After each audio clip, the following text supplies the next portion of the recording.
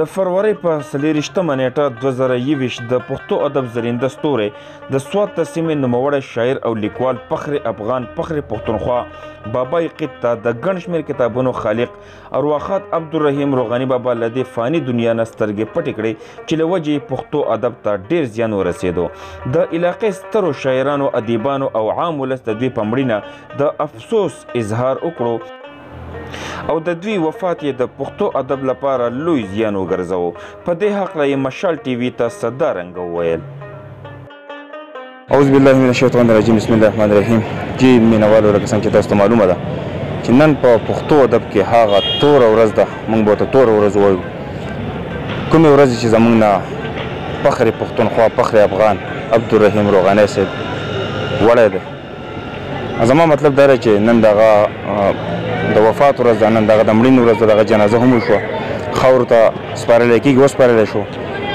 دې موقع باندې ما سره زه به مختلف ملګرو نه تپوسونه کوم. ما سره امجدعلي سورج صاحب ستر سکرټر سوات ادبي هیواد هم ولاړ دی چې دوی په دې هکله باندې څه نظر لري. اوس چې برقرار ته یم دې باره کې څه نظر لري؟ مننه، تشکر. تاسو چې څنګه په خپلو خبرو کې وویل چې روغاني صاحب فخر پښتونخوا او فخر افغان همداسې ده. خدای بخښلی عبدالرحیم روغاني صاحب پښتو ادب له ډېر زیات لوی کار کړی دی. د هغه د مرګ سره چې کومه خلا په سوات کې پیدا شوه، دا به بلها وخت اخلي او دغه خلا به پوره کېږي. لکه څرنګه چې د حافظ الپورۍ نه پس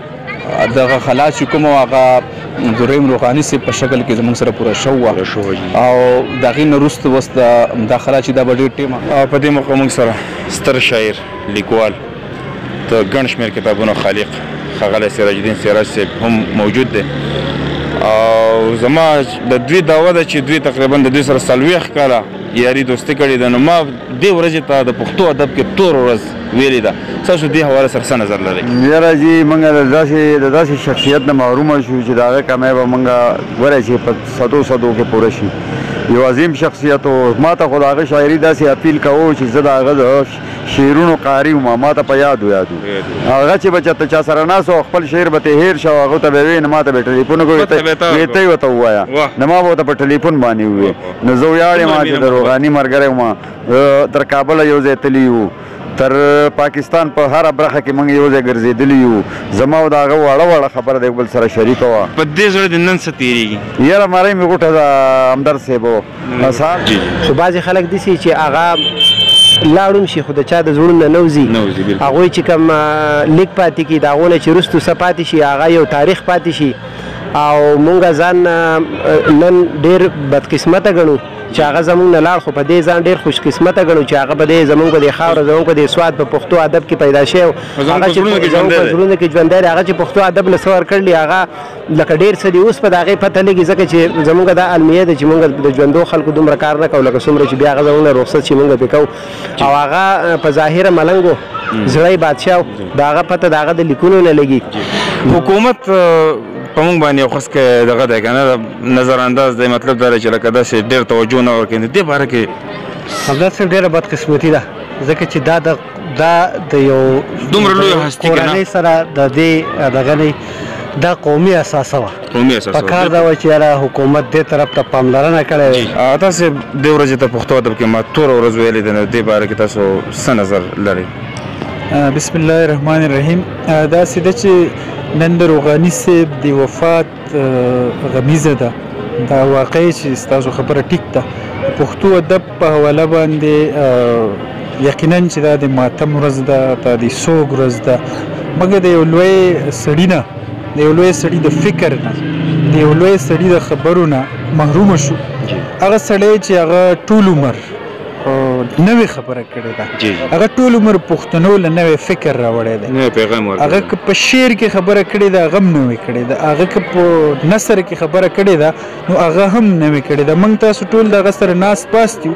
هغه به که په محفل کې خبرې کولې نو هم نوې خبرې وي. روغانه بابا باندې خو بس موږ ټول پښتانه سرتور شو او دا یقینا خبره ده چې هغه زمونږ د پښتو ژبې دپاره او زمونږ د پښتنو دپاره هغه ډېر څه کړي دي هغه د چا نه پټ نه دي لکه زه بېګا چې خبر شوم نو خدای شته چې ټوله شپه مې هم دغه شانته تېره کړه بیا سحر نه هم ډېر زیات لکه موږ له ډېره مینه راکړې ده د غریب سړي ورسره ډېره مینه وه بل هغه شاعري لکه اوس د هغه یو شعر دی که نه وایي ما روغاني شاعري وقف کړه د قام دپاره ما روغاني شاعري وقف کړه د قام دپاره که نه زه د نورو نه جام او جانان ښه پېژنم مان ده چې د غم ورځ ده او دا د پوره د پښتون نوغه چې کوم یو دی که نه د هغه نوغې دپاره لکه نن زمونږ نوغه ووتو نن زمونږ نوغه بالکل حمله تیر مات شو داسې لوی سړی د پښتو په ادب کې